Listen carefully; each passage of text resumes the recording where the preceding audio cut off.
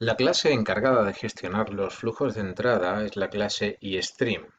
Recuerde que CIN es un objeto de la clase iStream. Bien, pues la clase iStream sirve de base para construir mediante herencia las clases ifstream y la clase iStringStream.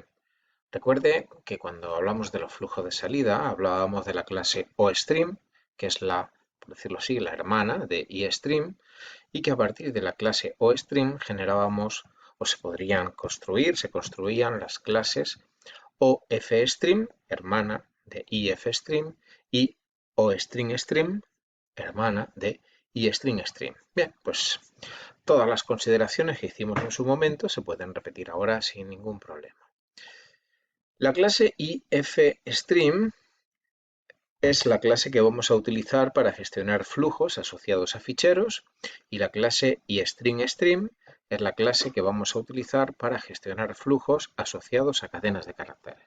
En cualquier caso, esas clases nos van a servir para gestionar datos de entrada, de manera que los flujos se pueden asociar a distintas fuentes, a ficheros en el caso de ifstream, a cadenas asociadas a flujos en el caso de iStringStream o al conocidísimo flujo asociado a la entrada estándar, que es el flujo CIN, que pertenece a la clase iStream. De la misma forma que decíamos que todos los conocimientos que teníamos sobre cout se pueden aplicar a las clases derivadas de OStream, ahora podemos decir también que todo lo que usted sabe sobre CIN se puede aplicar a las clases derivadas de iStream, porque por herencia, recuerde, las clases que construimos son una especialización de la clase primera, de la clase base. Bien, los flujos de entrada, en general, proporcionan facilidades para la lectura de datos de tipos estándar, de los tipos básicos, con el operador sobrecargado mayor, también conocido como operador de extracción de flujo. El nombre, este último nombre es muy revelador, porque, como veremos, de lo que se trata es de extraer datos del flujo y convertirlos, transformarlos al tipo del dato que aparece a la derecha del operador del objeto explícito. También nos proporciona facilidades para leer caracteres con la función get, la equivalente a la que antes con el flujo de salida era la función put, y para la lectura de líneas, cadenas, con getLine, y también, por supuesto, de entradas sin formato, aunque eso lo dejaremos para flujos binarios. Y también estudiaremos el uso de la función EOF, lo veremos con un poco más de detalle en los flujos de entrada. Importantísimo. Bien, pues el primero, donde vamos a centrar nuestro trabajo de este vídeo, es el estudio con detalle del operador de extracción de flujo. Es un operador binario y como tal operador binario necesita dos operandos. Es un operador, además sobrecargado, que puede recibir como argumento los tipos estándar, los tipos predefinidos del C++. Si, por ejemplo, puede ver que podemos leer un entero, eso es lo que hemos venido diciendo hasta ahora, y no está mal decirlo así siempre que se sepa exactamente qué es lo que ocurre. Realmente lo que hacemos es extraer del flujo de entrada CIN un dato entero. Para eso, veremos con más detalle, se extrae una palabra y esa palabra se convierte a un entero y si la conversión es correcta, el programa sigue su curso. Bien, pues igual que se puede leer un entero, se puede leer un doble, se puede leer un carácter. También se puede leer, como vemos, una cadena de caracteres, en este caso una cadena clásica. Pero, cuidado, la lectura de cadenas está restringida a cadenas formadas por una única palabra. Bien, veamos con más detalle cómo se ejecuta. Ah, el, el operador de extracción de flujo devuelve además de hacer la extracción y la conversión, devuelve una referencia al objeto implícito, al flujo sobre el cual se está aplicando. En este caso, en esta instrucción, donde tenemos dos datos enteros y realizamos la lectura de los dos datos enteros, que es lo mismo del flujo de entrada, extraemos los valores enteros de dos datos, vemos cómo el resultado de la primera operador, siempre se evalúan de izquierda a derecha, es una referencia al objeto implícito, al flujo CI.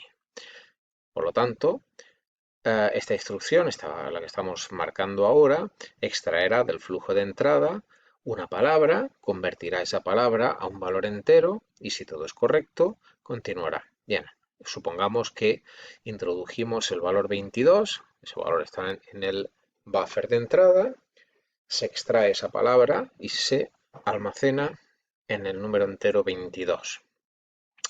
Una vez almacenado ese valor en la variable 22, se devuelve una referencia al flujo de entrada, referencia que se utiliza para ejecutar la siguiente instrucción, que sería la lectura ahora de otro entero. El proceso es exactamente igual que el anterior. De esa forma podemos encadenar varias ejecuciones del operador mayor-mayor.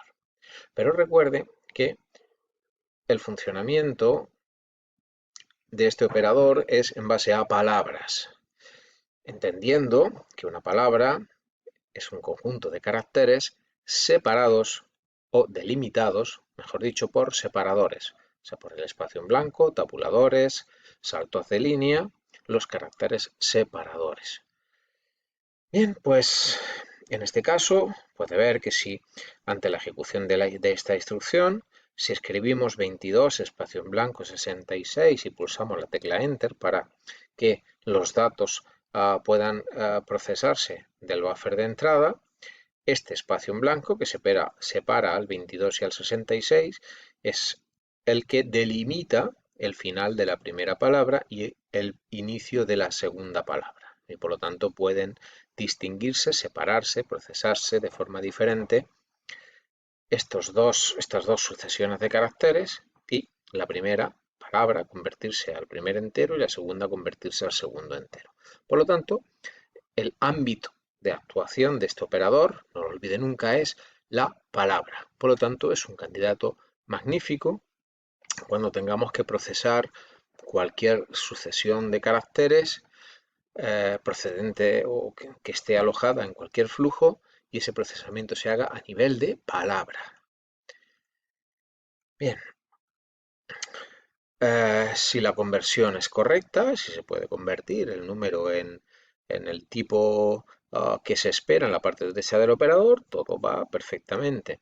El problema surge cuando no es posible realizar esa conversión. Veremos cómo solucionarlo más adelante. Bien, en este ejercicio, en este ejemplo, de nuevo tenemos dos enteros. Fíjense que se trata de la misma operación. Leemos los dos enteros, n1 y n2, de forma que si podemos convertir la entrada a dos números enteros, lo único que hacemos es imprimir su suma y a continuación comprobar si los números son iguales. Bien, veamos un ejemplo de la sobrecarga. Para los tipos estándar, los tipos predefinidos, no hay que hacer nada especial, ese operador funciona como se espera. En este programa tenemos un entero, un dato float y un vector de caracteres. A continuación tenemos tres peticiones. En primer lugar pedimos el valor de un entero, después el valor del float y a continuación el valor de la cadena. Observe cómo el argumento explícito del operador mayor-mayor es diferente en estos tres casos. Son tipos diferentes. Pero ante una entrada, como puede ser la de este ejemplo, vemos que todo funciona, o al menos parece que funciona correctamente. Cuando nos pide el valor de un entero y se escribe 5 es un literal que representa un número entero, vemos como efectivamente se ha leído y se ha convertido perfectamente.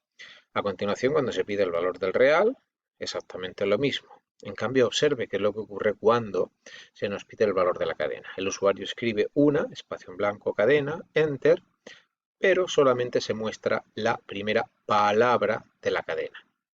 Recuerde que después de todo, la lectura está restringida a cadenas con una sola palabra. Por lo tanto, la lectura es parcialmente correcta si nuestra intención era que pudiéramos guardar en la cadena clásica todos los caracteres escritos. No es así. Solamente se lee la primera palabra, eso sí, se le añade el ~0 y en este caso en la variable cat, el último carácter, después de esta A minúscula sería un ~0. Por lo tanto, cuidado si la cadena que queremos leer tiene más de una palabra. No, podríamos utilizar el operador mayor. Tendríamos que utilizar una función diferente que veremos más adelante.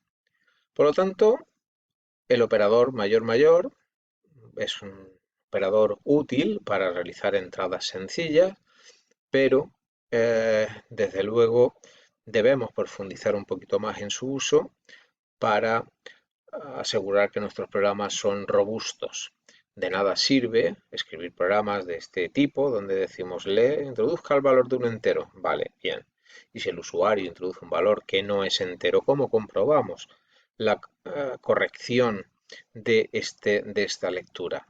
Sabemos de un ejemplo anterior que si esperamos un valor entero e introducimos cualquier cosa que no sea un entero, por ejemplo, hola, sabemos que el flujo queda inhabilitado y que no se realizan más lecturas. Bien, tenemos que aprender a detectar que se ha producido un error, que el flujo está en un estado erróneo y deberemos recuperar el flujo para poder seguir leyendo y hacer entradas robustas. Pero eso viene un poquito más adelante.